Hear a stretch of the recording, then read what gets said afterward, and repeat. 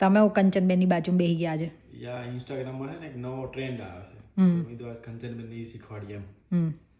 તો ટ્રેન્ડમાં એવું છે કે અહીંયા બોલવાનું જોની, અહીંયા આવે એટલે બોલવાનું હુક, પછી જોની જોની જોની જોની જોની જોની જોની જોની હુક જોની એમ બોલવાનું છે.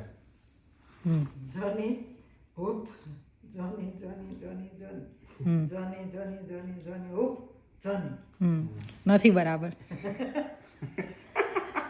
તમે હારી ગયા. ફરી વાર કર.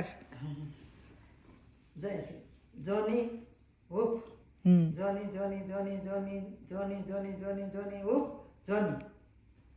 પાછું ખોટું છે.